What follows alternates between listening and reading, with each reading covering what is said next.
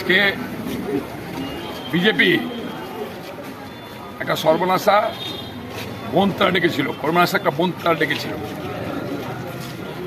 কি কারণে তারা বন্ধ ডেকেছিল? বিজেপির কিছু কর্মীকে আমরা জিজ্ঞাসা করেছি, যারা রাস্তায় নেমে যাচ্ছে তারা বলতে পারছে না বন্ধ কিসের জন্য হচ্ছে।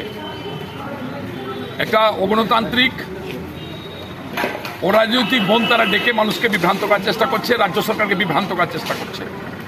গতকালকে ছাত্রদের নবান্ন অভিযানের নামে বিজেপি এবং আরএসএস যৌথভাবে রাজ্যের আইন শৃঙ্খলাকে বিঘ্নিত করার চেষ্টা করেছিল। সেখানে সুপার ফ্লপ হয়ে যাওয়ার পরেই তারা আজকে আবার নতুন করে এটা করার চক্রান্ত একটা করেছিল, যেটা মানুষ বয়কট করেছেন।